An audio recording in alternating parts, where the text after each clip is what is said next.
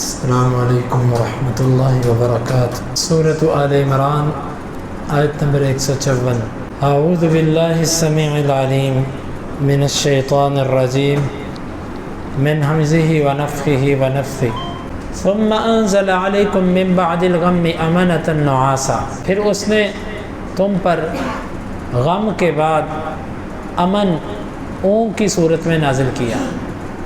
یغشا طائفۃ منکم، وہ اونگ تم میں سے ایک جماعت کو ڈھانپے ہوئے تھی۔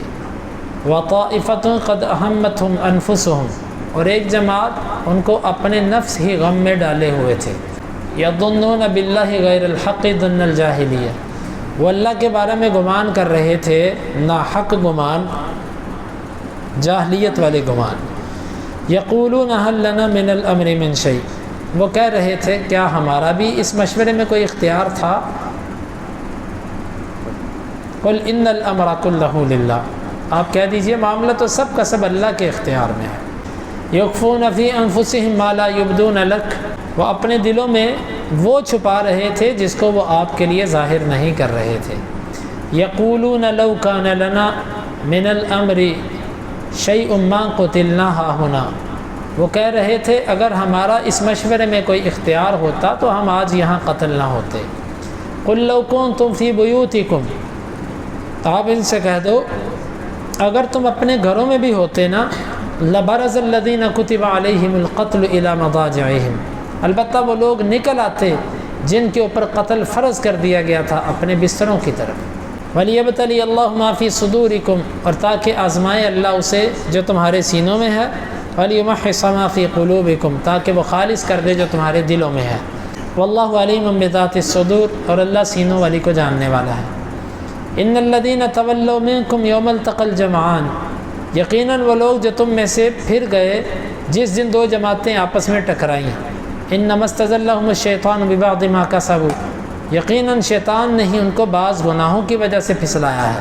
وَلَقَدْ عَفَى اللَّهُ عَنْهُمْ، یقیناً اللہ نے ان سے درگزر کیا۔ ان اللہ غفور حلیم، بے شک اللہ معاف کرنے والا بردبار ہے۔ جب دل کے اندر خوف ہوتا ہے انسان کو نیند نہیں آتی، اسی لیے کسی نے پوچھا کسی شخص، دانا شخص سے، کہ تمہیں اگر بیماری اور خوف میں سے کوئی ایک چیز اختیار کرنے کو کہا جائے کہ یا بیماری لے لو یا خوف لے لو، کیا لو گے؟ اس نے کہا بیماری۔ بیماری میں بندہ سو تو لیتا ہے، کھا تو لیتا ہے، لیکن خوف کے اندر انسان کو نہ نیند آتی ہے اور نہ انسان کچھ کھا پی سکتا ہے۔ خوف اتنی بڑی چیز ہے۔ اللہ رب العالمین نے صحابہ کرام پر ایسی رحمت کی، دلوں کا خوف اللہ نے ختم کر دیا۔ جب تک خوف ختم نہیں ہوتا انسان کو نیند نہیں آتی۔ یہ کیسی کیفیت تھی کہ جنگ کے میدان کے اندر ہی اللہ تعالیٰ نے ان کے اوپر نیند طاری کر دی۔ ایک تو یہ امن اور سکون کی علامت ہوتی ہے، بے چین بندے کو نیند نہیں آتی۔ اور اس کے برعکس ایک دوسری بات یہ بھی تھی، نیند جو ہوتی ہے وہ انسان کے دکھ اور غم اور پریشانیوں کو ختم کرتی ہے۔ آپ دیکھیں کسی بیمار آدمی کو ڈاکٹر کے پاس لے کر جائیں، وہ سب سے پہلے اس کو نیند کی گولیاں دیتا ہے۔ خاص طور پر وہ مریض جس کو پریشانی ہوتی ہے، جس کو صدمے ہوتے ہیں، جس کو ٹینشن ہوتی ہے، اس کو سب سے پہلے وہ منون ادویات دیتے ہیں جو نیند لے کر آتی ہیں۔ رشیا جن دنوں اس کا طوطی بولتا تھا، اس وقت اس نے یہ بات کہی کہ مزدور اپنا آدھا وقت سو کے ضائع کر دیتا ہے۔ ہم مزدور کی نیند پوری کرنے کے لیے ہم سرچ کر رہے ہیں کہ اس کو ایک کیپسول ایسا دیا جائے جو اس کے بدن کے جو جتنے نیند سے پوری ہونے والی قوت ہے وہ اس کیپسول سے پوری ہو جائے۔ انہوں نے ایسا کیا، چند لوگوں پر اس کا انہوں نے تجربہ کیا، لیکن انہوں نے نتیجہ دیکھا کہ وہ بندے پاگل ہونے کے قریب ہو گئے۔ یہ نیند اللہ کا ایسا نظام ہے، اس کا بدل نہیں ہے۔ ہاں نیند اسی بندے کی کم ہو سکتی ہے، اللہ کی محبت اور آخرت کی محبت جس کے دل میں آ جائے، ورنہ نیند کم نہیں ہوتی۔ اور جس کو آخرت سے دل لگ جائے پھر وہ رات کو تھوڑا سا سو کے کہتا ہے یار قبر میں سونا ہی ہے، قبر میں اور کیا کرنا ہے، تو دنیا سونے کے لیے تھوڑی ہے، دنیا تو محنت کرنے کے لیے ہے۔ وہ اللہ کے سامنے کھڑا ہو جاتا ہے۔ اللہ تعالیٰ نے جنگ کے میدان میں ان کو نیند دے دی۔ عبداللہ بن مسعود رضی اللہ عنہ کی ایک روایت ہے، وہ کہتے ہیں کہ جنگ کے میدان میں نیند اللہ کی رحمت ہوتی ہے اور نماز کے اندر نیند شیطان کی طرف سے ہوتی ہے. یعنی خیر کے کاموں میں سو جانا یہ شیطانی عمل ہے، اور جو جنگ کے دوران ہوتا ہے یہ اللہ کی طرف سے، کیونکہ اس سے سکینت اترتی ہے، اطمینان ملتا ہے. مجھے ایک دوست نے واقعہ سنایا، واللہ عالم، کہتا کہ ہمارے اس طرح جنگ کے دوران ایک ساتھی تھا، تو وہ اپنے ساتھیوں سے کہنے لگا کہ کہتا ہے کہ گولیاں چل رہی ہیں، فائر چل رہے ہیں. کہتا ہے کہ وہ کہنے لگا کہ مجھے نیند آ رہی ہے شدید. کہتا ہے کہ آپ یقین مانیں پہاڑ پہ لڑائی ہو رہی ہے، وہ ایک سائیڈ پہ درخت کے نیچے جا کے سو گیا، گولیاں چل رہی ہیں، راکٹ چل رہے ہیں، اور وہ گہری نیند سو گیا. یہ اللہ کی طرف سے ہوتا ہے، اور یہ ہوتا ایمان والوں کے ساتھ ہے. جس کے اندر ایمان ہوتا ہے اس کو یہ سکینت ملتی ہے، جس کے اندر ایمان نہیں ہوتا اس کا حال سنیے. وَطَائِفَةٌ قَدْ أَهَمَّتْهُمْ أَنفُسُهُمْ، اور کچھ جماعتیں ایسی تھیں، ایک جماعت ایسی تھی ان کو ان کا نفس ہی فکر میں ڈالے ہوئے تھا، وہ ہمارا کیا بنے گا، ہمارا کیا بنے گا. یہ کون تھے؟ یہ منافقین، کمزور ایمان والے. ان کے دلوں میں سب سے بڑی ٹینشن ہی یہ تھی کہ کیا بنے گا ہمارا. خوف، ٹینشن، پریشانی کی وجہ سے ان کی نیند اڑ گئی تھی. اور مومن ان کو یہ تھا، بچ گئے تو غازی، مارے گئے تو شہید. تو ان کے دلوں میں تو کیفیت ہی کچھ اور تھی، اور پریشانی ان کو تھی، یہ دنیا داروں کو، کہ وہ ایک ہی دنیا کی زندگی ہے، آخرت تو ملنی نہیں، اگر یہ بھی ماری گئی تو کیا بنے گا. وَطَائِفَةٌ قَدْ أَهَمَّتْهُمْ أَنفُسُهُمْ. اس سے فرق معلوم ہوتا ہے اللہ والے کا اور دنیا دار کا. مومن آدمی اس کا دل مطمئن ہوتا ہے جتنے مرضی خطرات آ جائیں، اور جو دنیا کی سوچ رکھنے والا ہوتا ہے یہ پریشان رہتا ہے. یظنون باللہ غیر الحق ظن الجاہلیہ، وہ اللہ کے بارے میں گمان کر رہے تھے ناحق. ناحق گمان کیا تھا؟ یہ کیسا نبی ہے، اگر یہ سچا نبی ہوتا تو یہ اتنی مشکل کیوں آئی. اللہ رب العالمین ایمان کے بعد سخت ترین آزمائش کرتا ہے، سخت ترین آزمائشیں آتی ہیں، بلکہ جتنا ایمان مضبوط ہوتا ہے اتنی آزمائشیں سخت ہوتی ہیں.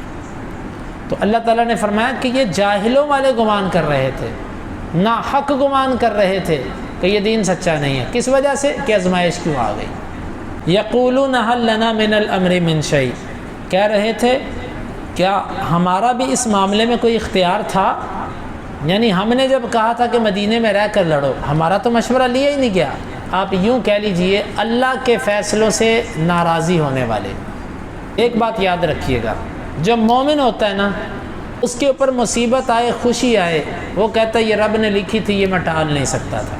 اور جو اللہ پر یقین رکھنے والا نہیں ہوتا وہ اسی کڑ میں رہتا ہے کہ ایسے کیوں ہو گیا. دیکھیں بندے دو طرح کے ہوتے ہیں. ایک بندہ وہ ہوتا ہے جس کو بیماری آئی، مصیبت آئی، نقصان ہو گیا، آفت آئی، کوئی حادثہ ہو گیا، وہ کہتا ہے یار رب نے لکھا تھا، اس سے میں بچ ہی نہیں سکتا تھا، ٹینشن فری. اس کے برعکس ایک وہ بندہ ہے، وہ کہتا ہے یار میں احتیاط کر لیتا، میں یہ نہ کھاتا، میں ایسے نہ کرتا، میں ویسے نہ کرتا، میں تھوڑا سا سائڈ پہ ہو جاتا، میں اس وقت نہ نکلتا. اس بندے کو سوائے سوچوں کے، پریشانیوں کے، دکھوں کے اور کچھ نہیں ملے گا. بس بعض دفعہ کسی ساتھی کے مشورے کی وجہ سے بھی نقصان ہوتا ہے، تو آپ اس کا مورد الزام اس کو مت ٹھہرائیں، بلکہ آپ اپنے ذہن کو تھوڑا سا بڑا کریں، یار اللہ نے ایسے لکھا تھا، وہ تو سبب بنا. یقین مانے میں کل جب یہ مطالعہ کر رہا تھا تو میرے ذہن میں اللہ تعالیٰ نے ایک بات ڈالی. ہم بہت ہی یعنی کہ بعض دفعہ ہمت ہار جاتے ہیں اور کم یعنی چھوٹے پن کا مظاہرہ کرتے ہیں. اللہ کے نبی صلی اللہ علیہ وسلم نے ایک دفعہ بھی نہیں ملتا کہ آپ نے ان تیر اندازوں سے کہا ہو کہ سارا تمہاری وجہ سے ہوا. کتنا بڑا نقصان ہوا. 70 صحابہ کرام شہید ہوئے، جن میں سید الشہداء حمزہ رضی اللہ عنہ بھی تھے، اور جن میں عبداللہ بھی تھے، جابر کے والد، جن کے ساتھ اللہ تعالیٰ نے بغیر پردے کے ملاقات کی.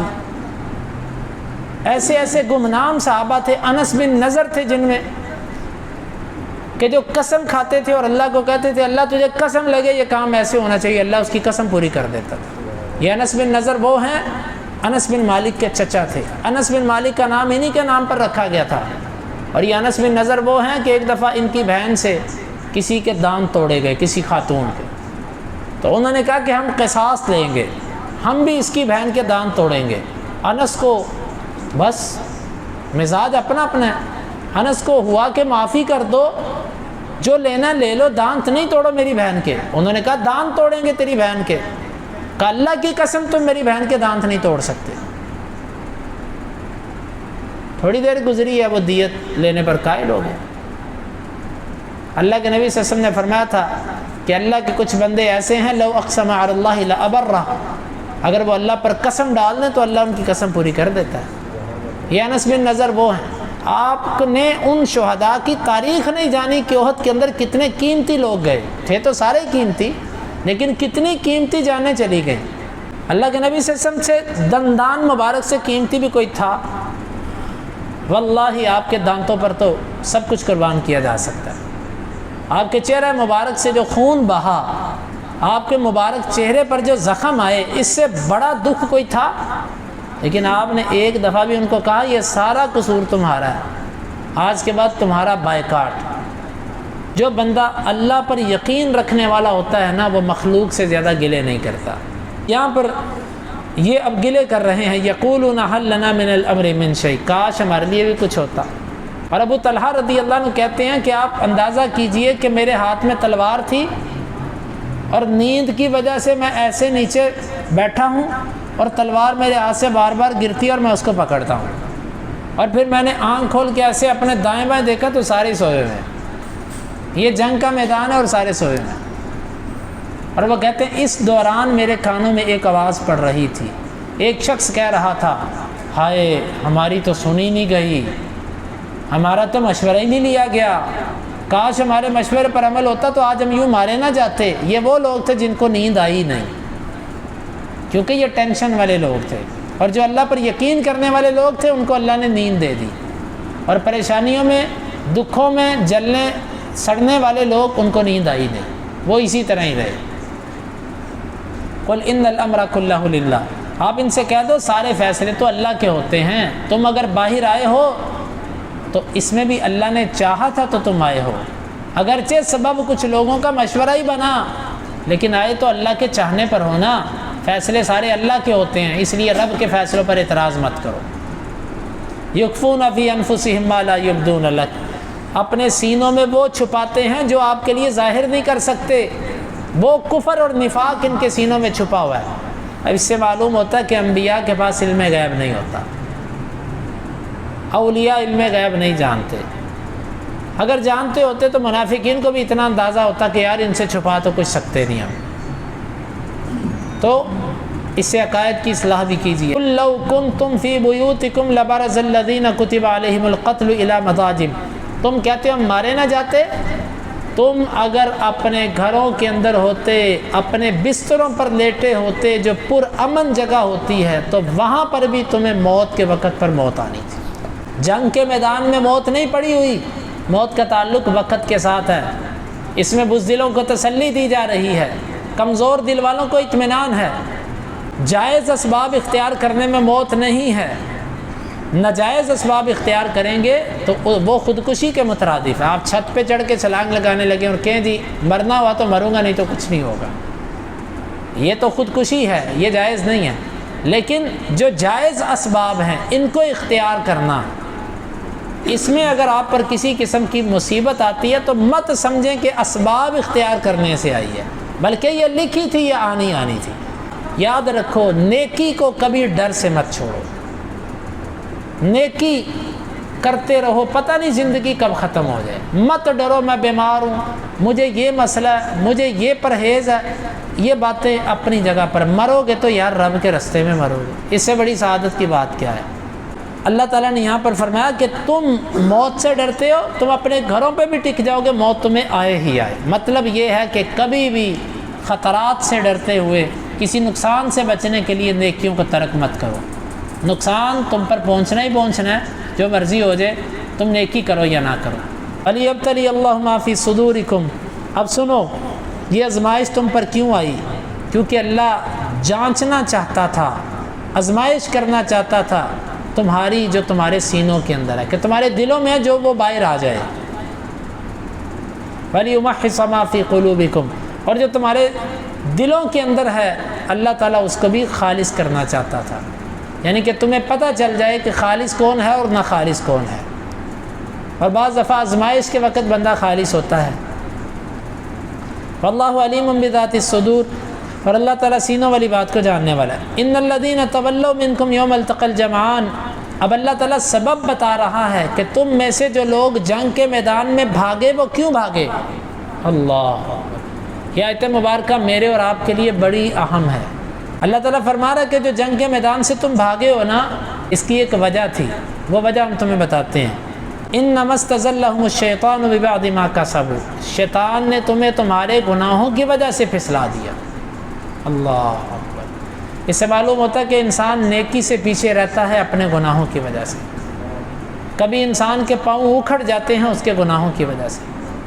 بعض اسلاف کا قول ہے کہ میں ایک گناہ کرنے کی وجہ سے کئی دن مجھ سے تہجد کی نماز نہ پڑھی گئی، چونکہ وہ لوگ اپنا محاسبہ کرنے والے تھے۔ ہم نے کبھی اپنا محاسبہ نہیں کیا، نہ جانے ہماری تہجد کی نمازیں، ہماری اشراقیں اور ہماری نماز با جماعت اور ہمارا قرآن کا تلاوت، اور ہم سے پتہ نہیں ہزاروں نیکیاں کیوں چھوٹ گئیں اور ہمیں احساس تک بھی نہیں کہ کیوں چھوٹی۔ یہ گناہ کی وجہ سے ہوتا ہے۔ عثمان رضی اللہ عنہ، ان پر عبد الرحمن بن عوف سے کچھ ان کی ناراضگی ہو گئی، تو عبد الرحمن بن عوف نے غصے میں کہا کہ ان سے کہہ دو میں بدر میں غائب نہیں ہوا تھا، میں احد میں بھاگا نہیں تھا، بیعت رضوان کے موقع پر میں تھا، اور حنین کے موقع پر بھی میں فرار نہیں ہوا تھا۔ عثمان بن عفان رضی اللہ عنہ کہنے لگے رہا تیرا پہلا مسئلہ کہ بدر پر میں تھا، تو مجھے بدر میں اللہ کے نبی صلی اللہ علیہ وسلم نے روکا تھا کہ تو نے نہیں آنا، کیونکہ آپ کی بیٹی بیمار تھی، وہ میری بیوی تھی، اور آپ نے مجھے اس کی خدمت کے لیے روکا تھا، اسی لیے بدر میں سے جو حصہ ملا تھا آپ نے مجھے اس میں سے دیا تھا، اور جس کو اللہ کے نبی گھر رہ کر بھی حصہ دیں اس کا مطلب وہ شریک ہوا تھا۔ دوسری بات احد کا معاملہ، احد کے معاملے پر تو اللہ نے فرما دیا کہ اللہ تعالیٰ نے ان سے درگزر کیا، اللہ تعالیٰ نے معاف کر دیا۔ وَلَقَدْ عَفَا عَنْكُمْ، اللہ نے معاف کر دیا۔ جب اللہ نے معاف کر دیا اور تم ابھی بھی ملامت کر رہے ہو مجھے۔ اور تیسری بات بیعت رضوان، کہ جو بیعت ہوئی تھی درخت کے نیچے اور میں اس میں نہیں تھا، وہ بیعت ہوئی میری وجہ سے تھی۔ اور اسی طرح حنین کے موقع پر جو ایک جھٹکا لگا تھا صحابہ کو، وہ سبھی کے ساتھ ایسا اللہ نے معاف کر دیا۔ اور پھر ایک روایت میں یہ ہے کہ عثمان رضی اللہ عنہ نے یہ کہا کہ یہ ہمارے بعض گناہوں کی وجہ سے ایسے ہوا ہمارے ساتھ، کیونکہ قرآن نے واضح کہہ دیا کہ یہ جو تم پھسلے ہو نا، یہ شیطان نے تمہیں تمہارے گناہوں کی وجہ سے پھسلایا ہے۔ اسی لیے سلف کہا کرتے تھے نیکی کا بدلہ یہ ہے کہ آپ کو پھر نیکی کی توفیق ملے گی، اور گناہ کی سزا یہ ہوتی ہے کہ پھر گناہ ہوگا۔ گناہ کے بعد اگر توبہ نہ کی تو پھر گناہ، نیکی کے بعد قبولیت کی علامت یہ ہوتی ہے کہ اور نیکی کی توفیق مل جاتی ہے۔ رب جن سے محبت کرتا ہے اللہ ان کی سرزنش پتہ کیسے کرتا ہے؟ ان کی غلطیاں بتا کے، اس کے سبب بتا کر، سب کچھ بتا کر کہہ دیتا جاؤ میں نے تمہیں معاف کر دی۔ وَلَقَدْ عَفَا عَنْهُمْ، اللہ نے ان سے درگزر کیا، اللہ نے تو درگزر کیا، لیکن آج اگر کوئی کالے سینے والا درگزر نہ کرے، اس چیز کو طعن کا سبب بنائے صحابہ کرام پر، تو اس کا مطلب ہے کہ اس بدبخت کی اپنی آخرت تباہ ہے۔ وَلَقَدْ عَفَا عَنْهُمْ عَفَا اللَّهُ عَنْهُمْ، اللہ نے ان سے درگزر کیا۔ ان اللہ غفور حلیم، بے شک اللہ معاف کرنے والا ہے، بردبار ہے، حلم والا ہے، بہت ساری غلطیوں کو وہ ویسے ہی معاف کر جاتا ہے۔ اللہ رب العالمین سے دعا ہے وہ ان آیات کو سمجھنے کی اور عمل کی توفیق عطا فرمائے۔